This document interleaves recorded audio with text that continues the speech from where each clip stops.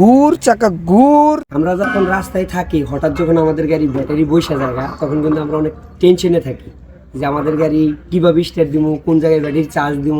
তো সেই টেনশন দূর করার লেগে আজকে একটা প্রাথমিক পরীক্ষা চেষ্টা চালাচ্ছি, দেখি আমার গাড়িটা স্টার্ট হয় কিনা।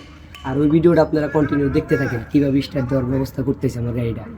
তো আমরা প্রথমত ডিফেন্সিয়ালের জ্যাক উঠানোর ব্যবস্থা করতেছি, কারণ জ্যাক না উঠালে কিন্তু চাকা হাফ হবে না, আর হাফ না হলে কিন্তু গাড়িটার যেই কাটিং শেপ সেখান থেকে ঘুরাইতে পারবো না। আর হ্যাঁ, এই বুদ্ধিটা কিন্তু আমরা সবসময় ব্যবহার করবো না, কোনো কঠিন একটা জায়গায় আটকা পড়ে গেছি সে সময় এই বুদ্ধিটা ব্যবহার করা লাগবে আমাদের। তো আমার হেল্পার কিন্তু আস্তে আস্তে জ্যাক উঠাইতেছে, কিন্তু ও জ্যাকটা যে জায়গায় বসাইছে ওই জায়গায় কিন্তু জ্যাকটা আসলে বসবে না। ও যতবার জ্যাকটাকে চাপতেছে ততবারই কিন্তু জ্যাকটা বালির ভিতরে ডেবে যাচ্ছে। অবশেষে জ্যাকটা কিন্তু পুরোটাই বালির ভিতরে ডেবে গেছে, এখন কিন্তু আবার জ্যাক নতুন করে উঠানো লাগবে। আমি ওকে আগেই বলছিলাম এখানে জ্যাক ডেবে যাবে। যাই হোক, অবশেষে কিন্তু আমার চাকাটা হাফ হয়েছে, এখন কিন্তু চাকা ঘুরানোর পালা। আর চাকা কিন্তু আমরা হাতে ঘুরাবো না, চাকা কিন্তু আমরা অন্য সিস্টেমে ঘুরাবো, সেটা কিন্তু ভিডিওর মাঝে দেখতে পারবেন। আমার গাড়ি কিন্তু স্টার্ট হবে না, এটা আমি শিওর। পরও চেষ্টা চালাচ্ছি যদি স্টার্ট করা যায়, কারণ যে কোনো কাজ যাচাই করে প্রমাণ রাখা ভালো। এখন অন্য কেউ হঠাৎ করে আপনাকে বলবে যে আপনার গাড়ি তো স্টার্ট হবে, তখন কিন্তু আপনি বলতে পারবেন আমার গাড়ি স্টার্ট হবে না গ্যারান্টি সহকারে। অবশেষে আমার হেল্পার কিন্তু কাটিং শেপে আস্তে আস্তে বেল পেছানো শুরু করে দিল। এই বেল পেছানোর কারণটা হলো কাটিং শেপটাকে ঘুরায় ঘুরায় যখন বেল পেছানো হবে, তখন কিন্তু বেলটা টান দিলে কাটিং শেপ ঘুরলে চাকাটাও ঘুরবে, আর চাকাটা ঘুরলে গিয়ার ফালায় কিন্তু গাড়িটা স্টার্ট দেওয়ার ব্যবস্থা করা যাবে।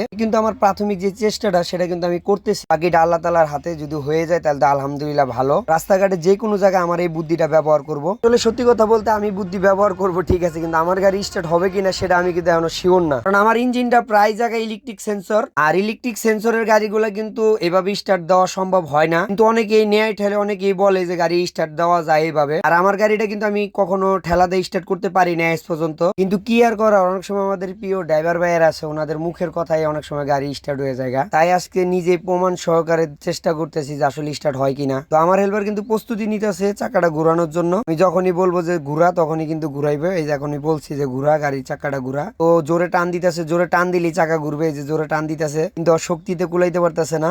কুলায় কোনো লাভ নাই। টিনশেপ এটা ঘুরাইয়া চাকা যেভাবে ঘুরতেছে, স্টার্ট এভাবে কখনোই দেওয়া সম্ভব না। এই ভিডিওটা বানানোর মূল কারণ কি জানেন? কিছু ড্রাইভার ভাই আছে আমার গাড়ি নিয়ে চ্যালেঞ্জ করছিল যে এই গাড়ি স্টার্ট হবে। নাম বলা যাবে না, নাম বলে চাকরি থাকবে না। আর স্টেপে টানতেছে, সাথে আমিও দৌড়ে আসলাম, দিয়ে টান দিই, জোরে টান দেওয়া শুরু করলাম, দুইজনে মিলে হেইও আরো জোরে। দিন শেষে যেই লাও সেই কুদু, আর গাড়ি স্টার্ট হবে না। কথা বাস্তব কিন্তু সাক্ষী দুর্বল। তারপরও তর্কে না গিয়ে চেষ্টা চালাইছিলাম, যেহেতু আমার গাড়িটা স্টার্ট যদি হইতো তাহলে আমার জন্য ভালো হইতো, কারণ আপত্তি বিপদে যে কোনো একটা জায়গায় কাজে লাগে। আমি সর্বোচ্চ হারে চেষ্টা চালাচ্ছিলাম, কিন্তু আসলে হয় নাই। আমার হেল্পার কিন্তু সর্বোচ্চ হারে টানতেছে, হেইও আরো জোরে, হেইও আরো জোরে, হেইও, কিন্তু কোনো কাজ হচ্ছিল না। আমি যখনই গিয়ার লাগাইছি তখনই গাড়ির চাকাটা কিন্তু ব্রেক হয়ে গেছে, আর ও রশি টসি সাইরা দিয়ে সুন্দর করে চলে আইছে। ও বলতেছে উস্তাদ এটা কখনোই সম্ভব না। আমিও দিন শেষে নাইমা বললাম এটা কখনোই সম্ভব।